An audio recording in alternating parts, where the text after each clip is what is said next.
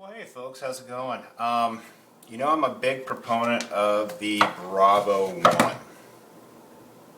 Okay, and you know that I have a lot of custom knives that I absolutely love. Um, and the thing is that once you own a Bravo 1, you get used to a sharpness standard that you really can't compare to any other knife that you could possibly own. And I'm going to give you a good example of that. If you look at what a Bravo 1 is capable of, it's got that convex grind, which is very easy to resharpen. It's very basic. It's just a basic stropping motion, whether you're doing it on a Japanese whetstone or a piece of leather with some polishing compound, or sandpaper for that matter. Here's an example of how sharp this knife is. I mean, it's so easy to, and you can use this knife, baton with it, dig a hole with it, whatever, and this knife is still going to be that sharp. Okay? Now, if you compare it to a knife, and I know how to sharpen knives very good. If you take like a flat grind knife, for instance, you're going to get a really sharp knife. You really are. You're going to get a knife that can cut paper, just like that. But it's something you almost have to feel. You know? Now that looks really sharp.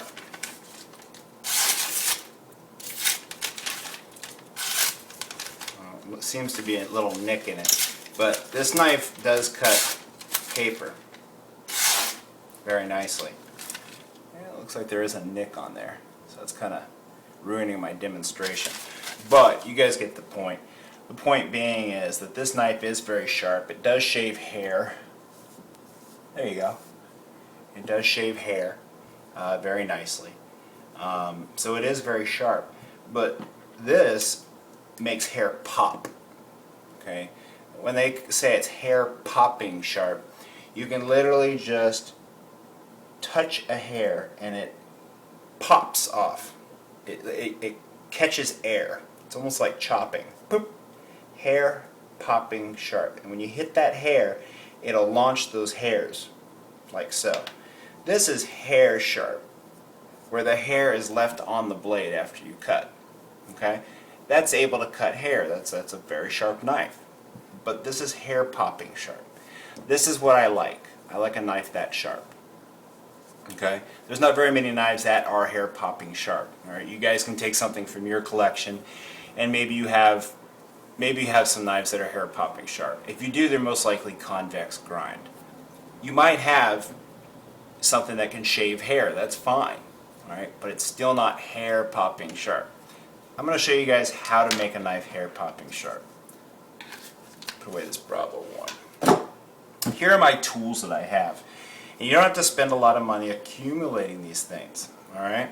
The most expensive thing that you'll probably have to purchase is a Japanese whetstone. And you want to get something in the 2000, 3000 grit, all right? Something very fine. What that's going to do is finish your blade off. It's basically going to make your blade as shiny as the spine of this blade is.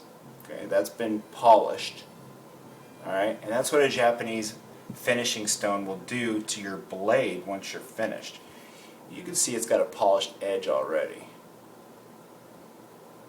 Okay? What we're going to do is we're going to turn this into a convex grind. Right now it's a flat grind, alright, with a primary and now a secondary bevel. We're going to make this one bevel. We're going to make it one blade, basically. And what that's going to do is it backs it up where you have a lot more material behind your sharp blade, all right, behind the edge of your blade, and it allows you to get it much sharper, and it creates a stronger blade altogether. Okay, now that is very, very sharp. Now this does take some skill, but don't be afraid of doing this to your knives, because you can repair it, and I'm going to show you how to repair it. And if you scratch your knife up, I'm going to show you how to do that. Alright, now I'm just going to get on with it. Here are some of your tools that you're going to need. You're going to need any type of stone that can really start your edge. Alright, this is just a made in Korea or China sharpening stone, and they're not very expensive. You can purchase these for $5, $10 anywhere. Alright, doesn't matter. This is not going to be your finishing edge. Alright, this is just going to be removing the material to prepare your blade for final touch-ups. I do have my DMT stone. Alright, now this is a high quality diamond stone, so this does cost a little bit more. Alright, you don't need this. This is just optional. Alright, these things cost about 35 bucks, but it's a very high quality stone. Very nice. It is nice to have though. This is a rubber stone, not necessary, but what I like to use this for is to remove any blemishes after I'm finished.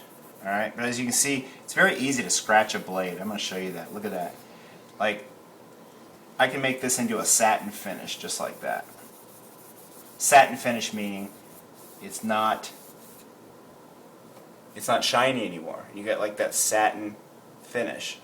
Alright, a lot of people like that satin finish. Like if your blade gets scratched up, you can just do a satin finish on it. And then the blade looks nice again. Everybody's like, wow, hey, your blade looks really nice. That took 1 second to do. Like this is all scratched up on this side, same thing. Satin finish. Alright? It looks really nice. Alright, so that's a convenient tool. You get these in Japan. Not necessary, just a nice tool to have. These are necessary.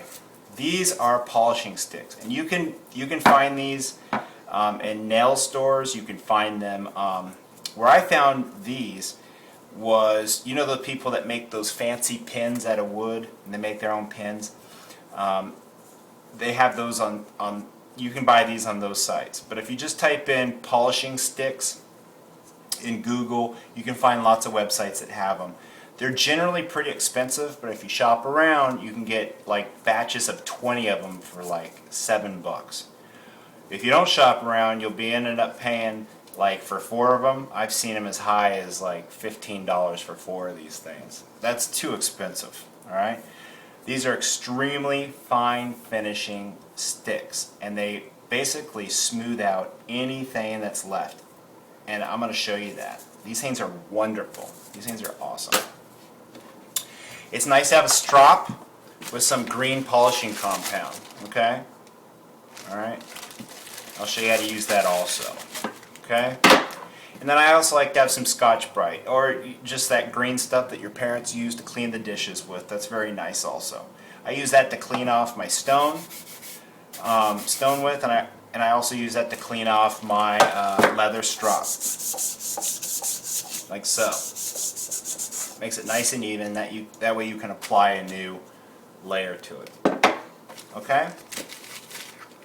So I hope I didn't drag that on too much. Let's get on with it, and I'm going to show you this, and it might hurt your feelings when I'm doing this. It's pretty crazy. Okay? Welcome to part 2 of reshaping your knife. Now this is a custom blade, and these things go in upwards of $150. This is a Lon Humphrey knife. He makes wonderful knives. You can see that he tapers the spine. Really nice. Really gives it a nice balancing point for the knife. My hands are shaking because I'm drinking lots of coffee this morning. But it's a very nice knife. Very expensive. So a lot of you guys might be really scared to do this. But I want you to know that with the polishing sticks, alright, you can basically fix any mistake that you've made. Okay? Any mistake that you've made. It might take you a little bit of time, but these polishing sticks will repair any scratches or anything that you've really done that just, wow, what did I do to my knife, you know? So, what I like to use is some ballistol or any type of oil to do this, alright? And why is that important?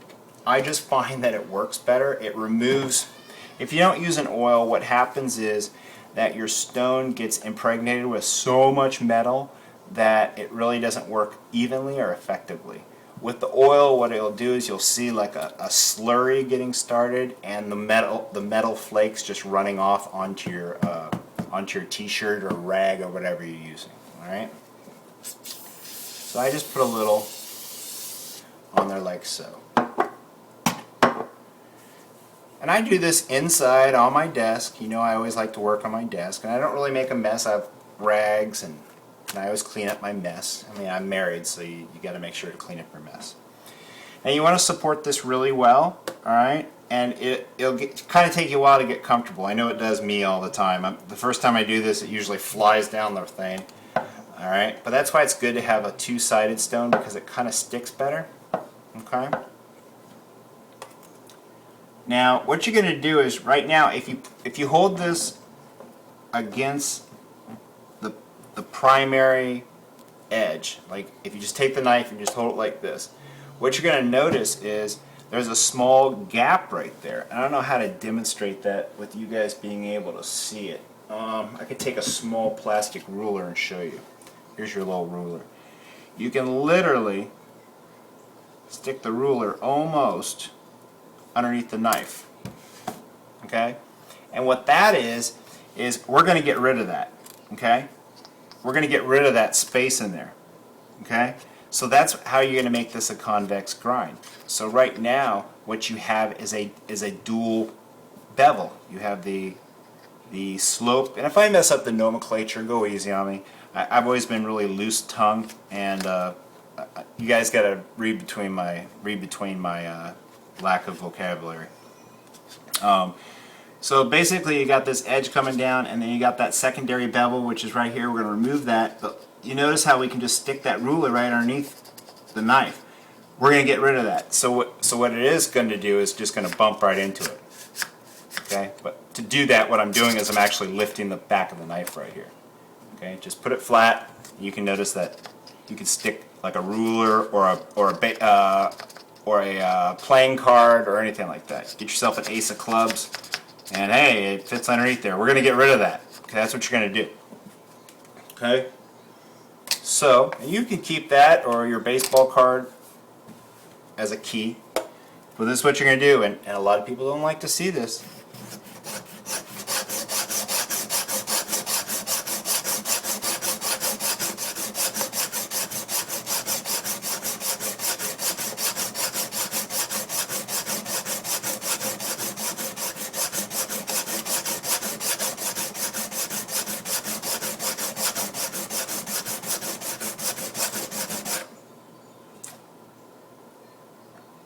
Oh yeah, that is working great. Now I'm going to do one side. I'm going to show you the difference. I'm not going to sit here and do the whole knife for you guys. Sorry if I'm yelling. That new microphone I got. I got to be careful because I don't have to yell anymore. I used to have to yell when I was doing my videos. With this new microphone I can actually talk normal, and it sounds good on the videos. Now you see that slurry? Okay? That's oil and metal. You can almost feel it. As kind of gristly. That's what that oil does for you. It kind of moves that off. You want to be careful not to get your finger underneath this, but I do put my finger right here. You can cut yourself, so be careful. You want to have a very firm grip on your knife. This knife is going to get very sharp while you do this.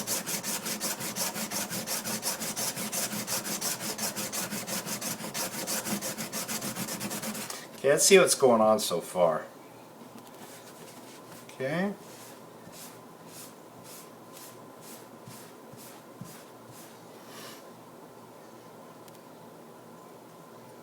Oh yeah, that's very nice.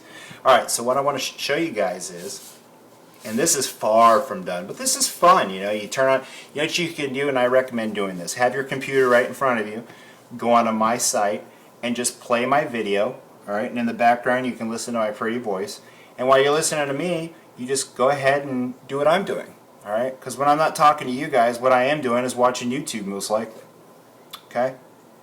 Now, if you look at this knife, you can see that's the side that hasn't been touched yet. You see that secondary bevel? Okay, see that? That's as sharp as this knife's going to get. Now look at this side. Look what we've done over here. We've gotten rid of that. Alright, it needs a little bit more. I want to get it going all the way to the top. As you can see, I did that much, and it's, oh yeah, it's getting really nice and sharp. Now you see those scratches? What we're going to do is we're just going to treat this one area. Now what I would normally do is actually move the whole knife and do the whole edge. But what I really want to show you guys what the finished product would look like on one side. All right, so you guys can see that without making the video, you know, that long. Let me check the camera, make sure that you guys are okay. Good. Sorry about that. Remember, I'm using my iPhone to do this. I think the iPhone does really well at recording videos. I think so.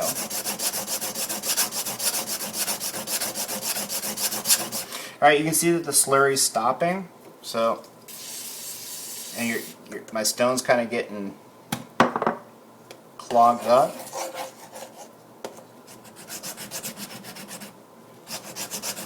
Big difference when you get that oil on there.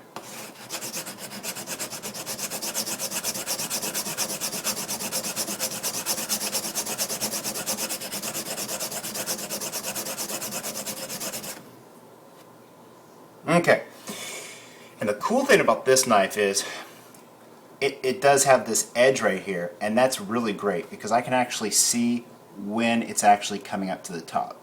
Now what you can do is take a marker and just mark the very top of your knife like that, just like this blackness is, just like that. And when you start wearing into that blackness, you know you're really getting where you need to go. And oh yeah, that is much sharper.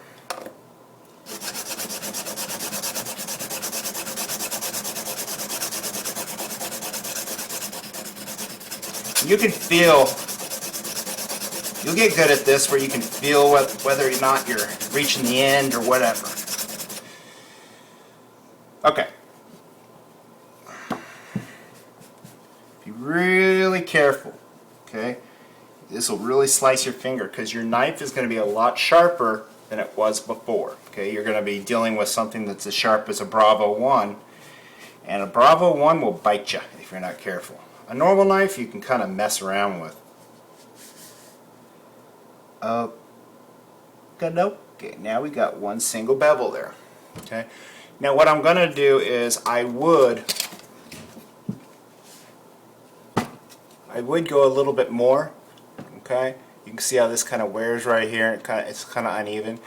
I would do a little bit more, but you know, for you guys, let's not spend all day doing the first step. Okay. All right. Now what you're going to do is you got one of those steps going.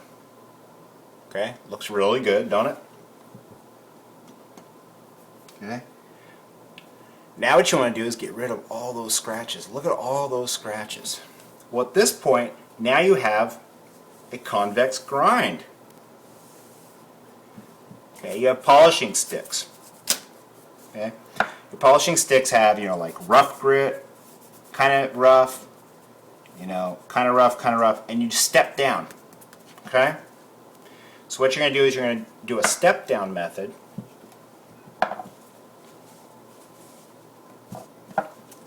You're going to do a step down method. And what I did there, so I have a, so you're not flat on this and I'm not rubbing my hand.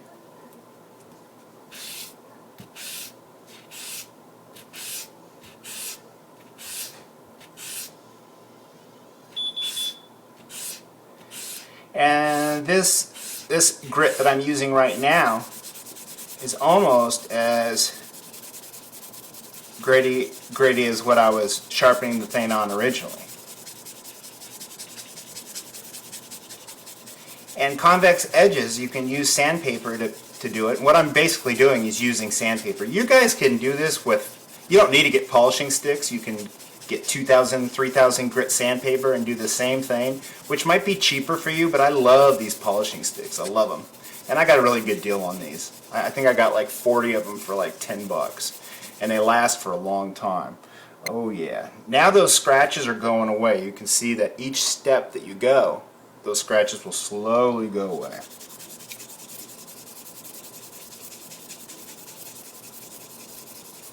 Now I'm going to the next level, and like I said, don't focus too much on, oh yeah, what grit are you using? What, you know, this ain't rocket science, man. You're just going from rough to finer. All right. and you guys can do the, oh yeah, okay. Now we're going to go to the next one.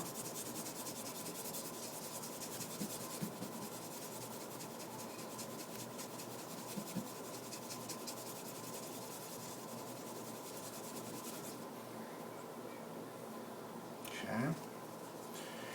And the next one. I got a large next one. Let me see. Let's do a white one.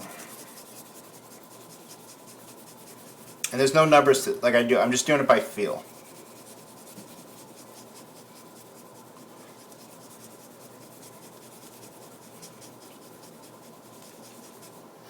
You know, anything that would polish your nails will polish a knife.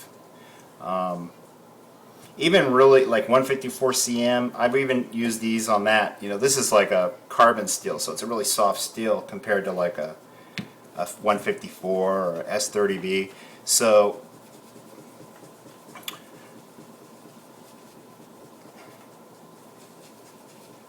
you can do it in circles or whatever.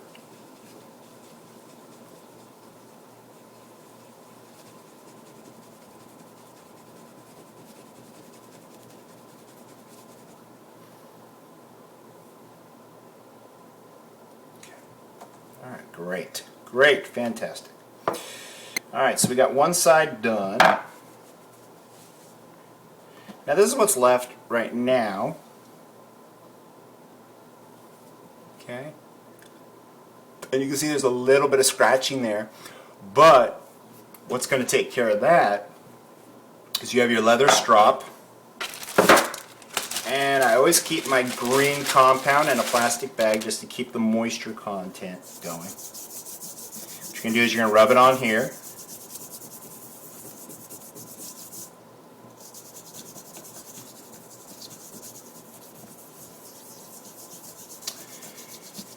This is where sometimes I think that sandpaper would work better than these polishing sticks, because you could wrap sandpaper around like something like this and put it down and just, you know, I just use the polishing sticks out of convenience, because this really works well because it's large.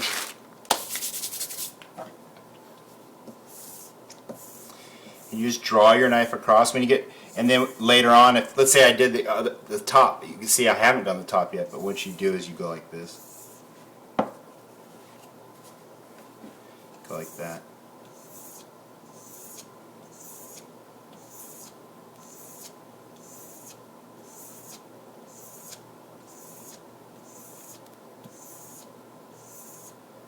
And what this is going to effectively do is turn this into a convex grind, which is going to give you a knife that's much sharper, much stronger. And why don't all knives come convex? Because convex knives are not, you know, they're usually used for bushcraft. They're a little too sharp, I think, for dressing of game, because it has a tendency to go right through the hide. But for woodcraft and a survival knife and stuff like that, you really can't beat a convex edge. A hollow ground knife is very good for game dressing.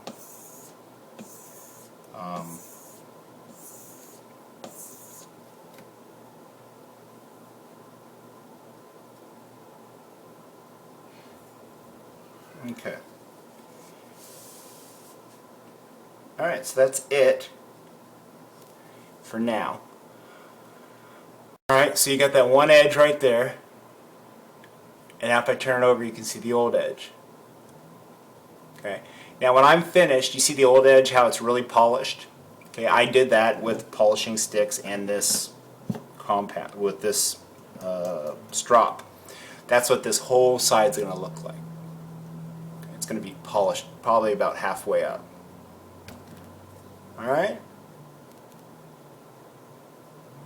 So next time you see me, you'll see the finished product and see how much sharper this knife is compared to how it used to be. Okay? Hope you guys enjoyed. Kind of boring, but if you guys are actually performing this, I think that the step-by-step and me talking you along will assist you in getting a really nice edge on your knife. So the next video will be of the finished product and me maybe testing it and seeing what's going on.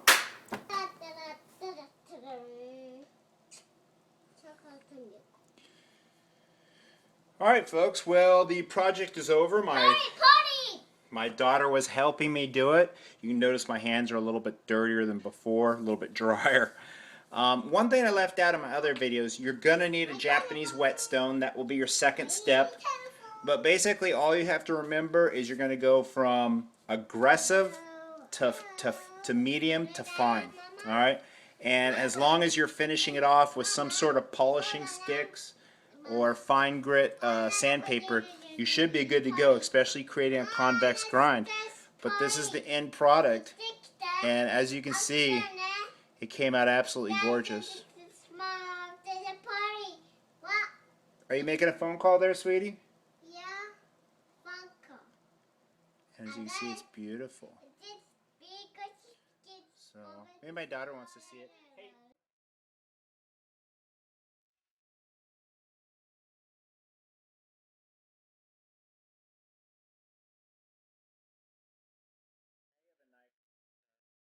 Bravo, and that's really nice edge on it.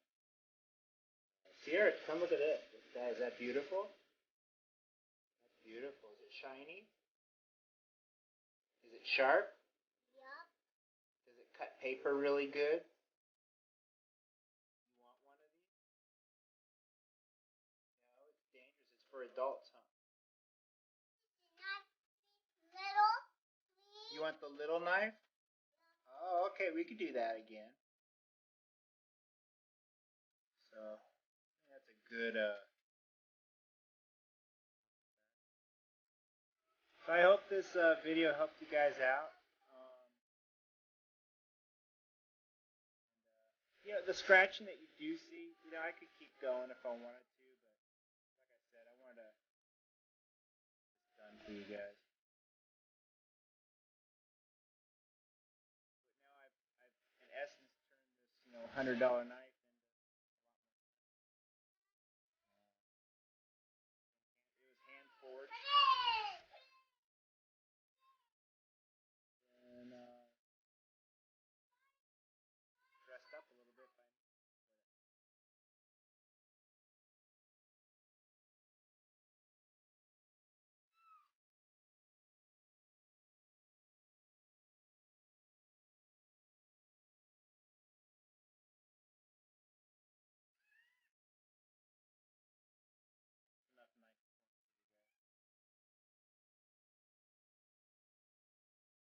Hope you all have a nice day. Hope you enjoyed my daughter's singing.